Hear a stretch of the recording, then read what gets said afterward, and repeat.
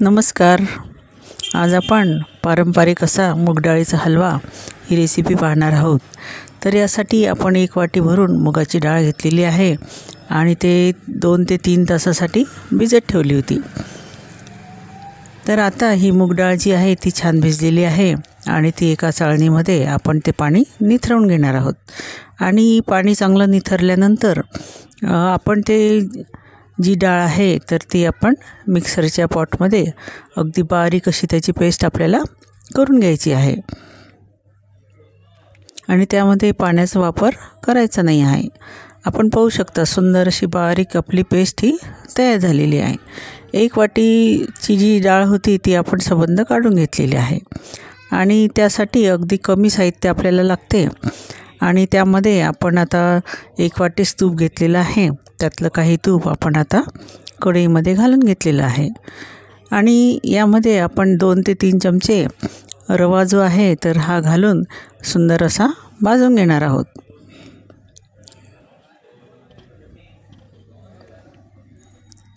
आणि हा रवा भाजून झाल्यानंतर आपल्याला आपण जी मूग डाळीची पेस्ट तयार केलेली होती तर ही यामध्ये घालून घ्यायची आहे.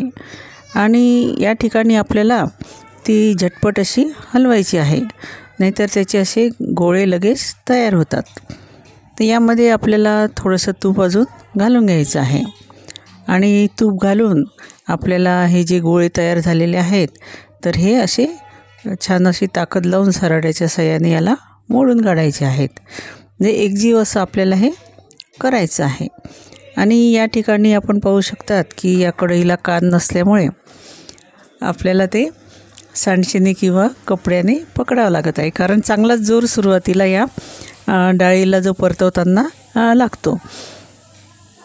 तर याचे कान असते तर मी छान त्याला उपटले असते असं मला वाटलं. एक आयडिया अशी डोक्यात येऊन गेली. तर आता हे छानपैकी आपल्याला भाजून घ्यायचं आहे आणि आवश्यक वाटलं तर आपल्याला मध्ये 1-2 चमचे तूप हे घालत जायचं आहे. आणि आता थोड्याफार याच्या गाठी ज्या आहेत किंवा जे गोळे आहेत तर हे थोडेसे मोडले गेलेले आहेत आणि थोडंसं हे पीठ पण थोडं हलकं वाटत आहे.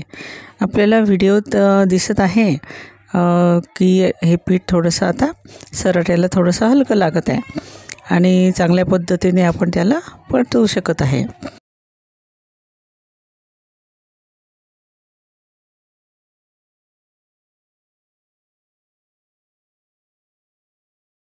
असं छानपैकी त्याला भाजत जायचं आहे. आणि एक गंमत म्हणून एक गोष्ट माझ्या डोक्यात आली की याला हलवा असं का म्हणत असेल, कारण सारखं याला हलवावं लागतं, त्यामुळे याचं नाव हलवा असं पडलं असेल. या पदार्थाला हलवा असं म्हणत असतील, असं एक गंमत म्हणून मला वाटलं. आपल्याला काय वाटते ते कमेंटमध्ये मला नक्की कळवा. आता चांगलं भाजत याचा थोडासा रंग हा बदललेला आहे. आणि मोठी फ्लेम याची अजिबात करायची नाही आहे. मंद गॅसवरच आपल्याला हे सगळं करायचं आहे. छानपैकी असं भाजून घ्यायचं आहे. आता या ठिकाणी आपण पाहू शकता की मूग डाळीचा रंग हा थोडा बदललेला आहे. तर आपण यावेळेला थोडासा आपण खवा तयार केलेला आहे. हा घरीच केलेला खवा आहे आणि छान दूध घोटून आपण हा तयार केलेला आहे. तर हा खवा आपल्याला जवळजवळ 1 वाटी खवा यामध्ये घालायचा आहे आणि तो घालून आपल्याला पुन्हा सतत हलवत छान रंग बदलेपर्यंत आपल्याला हे भाजून घ्यायचं आहे.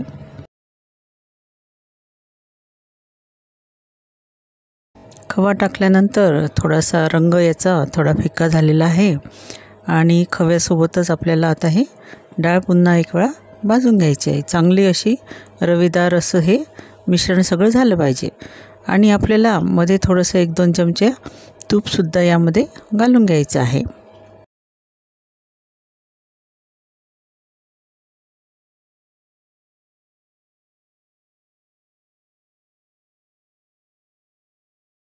आता एका बाजूला आपण एक पॉट घेतलेला आहे आणि त्यामध्ये 1 वाटी साखर घालून घेतलेली आहे आणि त्याचसोबत आपण 1 ते 1.5 वाटी पाणी यामध्ये घातलेलं आहे.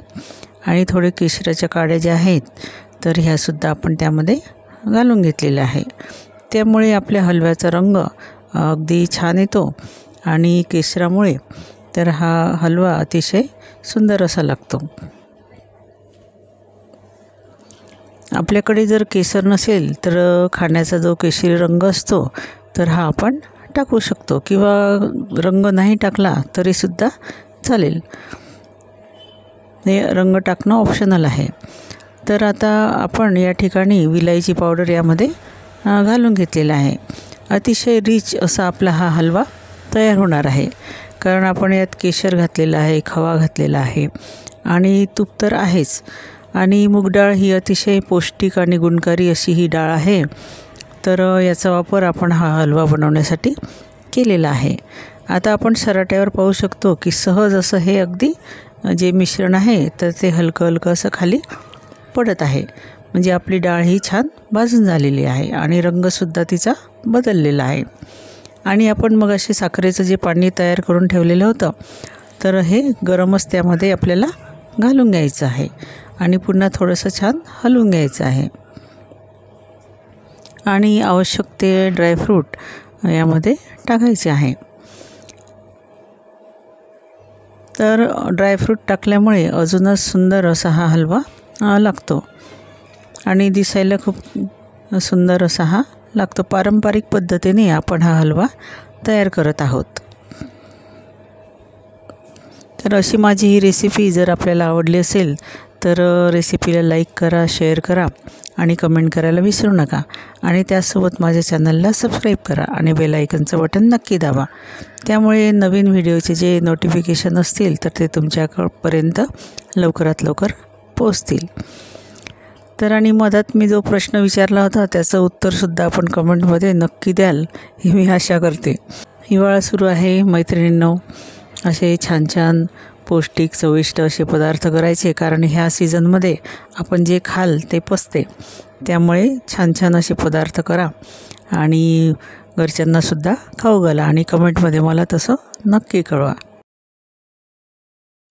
आणि आता तुम्ही मला म्हणाल की यात तर मेहनत खूप आहे, पण मी असं सांगू इच्छिते की मेहनत का फल तो डॅश डॅश डॅश होता है. तर तुम्ही मला सांगा काय ते. आणि आपला हलवा तर ऑलरेडी मिठाच आहे. धन्यवाद. आता एका प्लेटमध्ये आपण हा सर्व करण्यासाठी काढलेला आहे आणि आता याचे चव घेऊन आपण पाहत आहोत. तर अतिशय सुंदर असा हा हलवा आपला तयार झालेला आहे.